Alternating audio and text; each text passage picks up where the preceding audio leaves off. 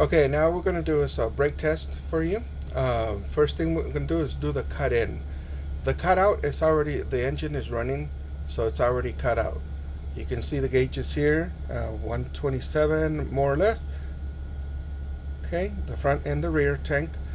So in order to do the cut in, we have to, it has to cut in at no less than 85 psi.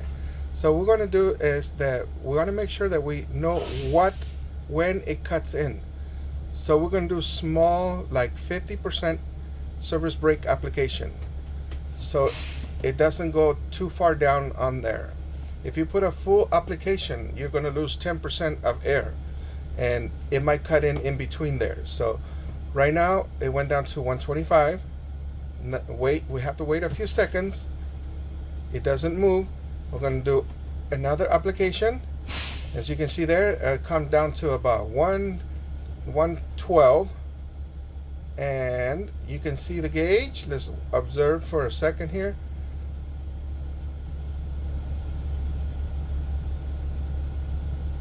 And it's not moving. And actually now it is at around 120. Okay, we're going to do another slide application. Okay, and I can hear the compressor. It's already cut in, and you will see that the needle is starting to raise. Okay, so cut in for this bus, we will write down in our pre-trip 110. Okay, 110 psi cut in. The needle's rising, so now what we can do is recheck the cutout, and you can actually write when the cutout. And I just heard the compressor do that spit sound, so that means that it is cut out. And you can see the needle has stopped right around 130 psi. So now we're going to write in our sheet 130 psi.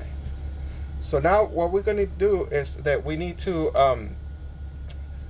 check the static test.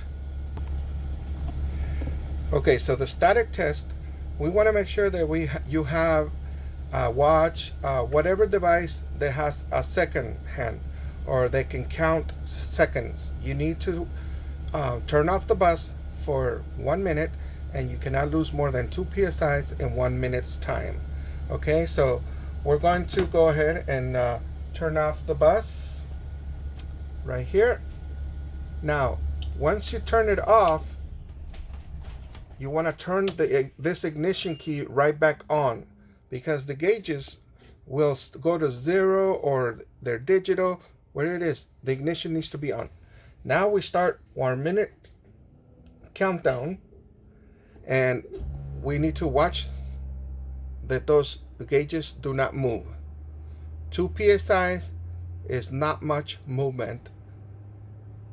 Okay, so we watch the gauges.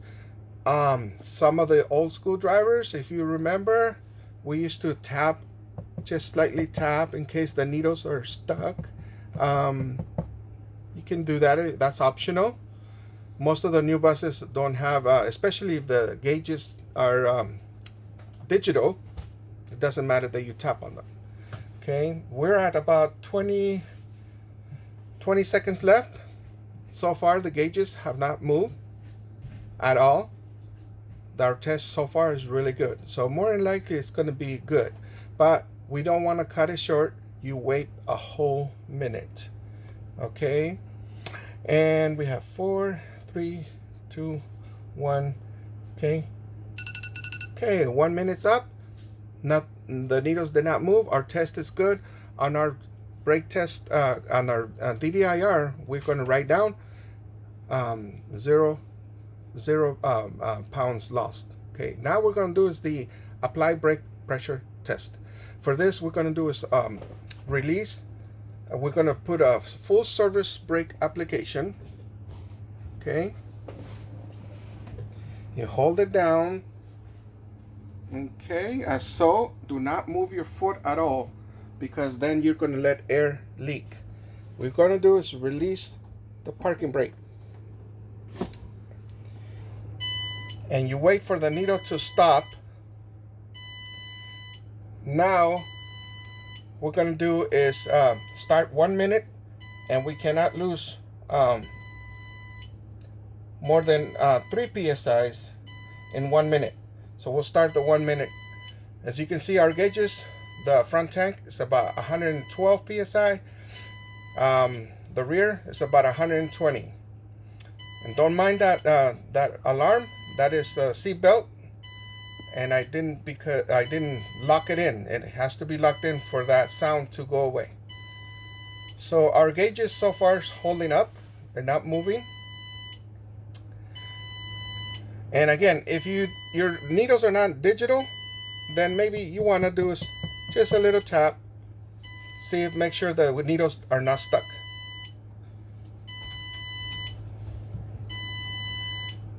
Again, no more than 3 psis. We cannot lose more than 3 psis in 1 minute's time. Okay.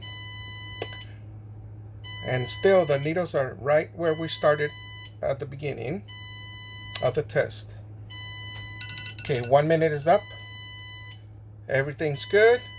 So we write down 0 pounds lost. Now we want to do is secure the bus. Okay, and we're going to pull the brake.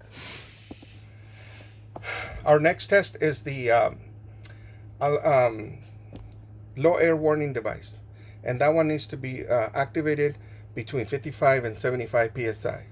And we need to do is for that to be audible and visual. So we need to hear an alarm and also see in the dash a light. So that's how you get audible and visual. So we're going to start pumping down. Okay. And we want to go slow because we want to know where, at what pounds, how many pounds does it activate when it comes in. You want your bus to be consistent. If you drive that same bus every day, it should go on at the same level. And if it fluctuates, then something's wrong with your bus. Okay, this last application, it comes on around 60 psi.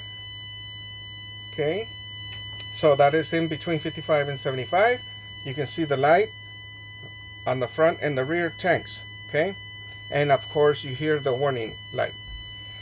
Okay, now we're going to do is the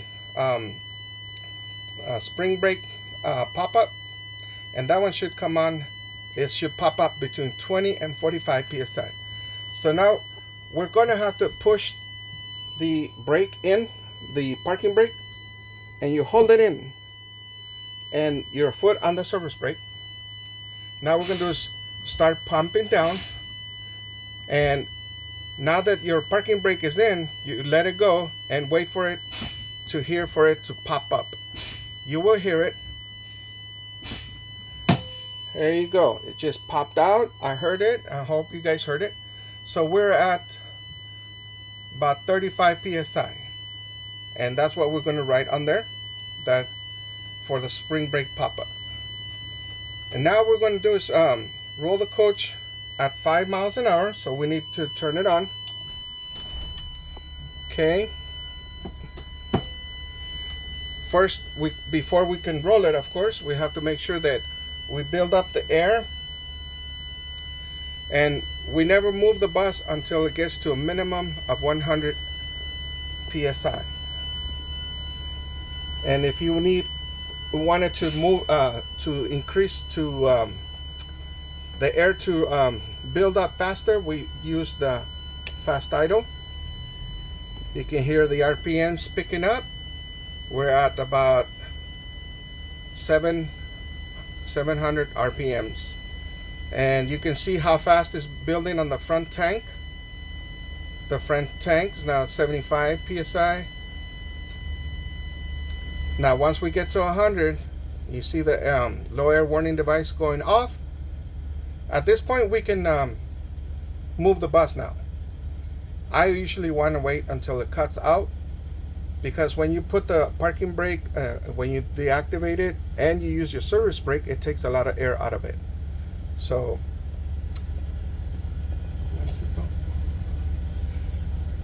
now we have enough air. We're going to do is in my case, I can't go forward. I'm going to go in reverse. We just want to just roll out, and then you want to do is put the pop the spring brake that it does stop.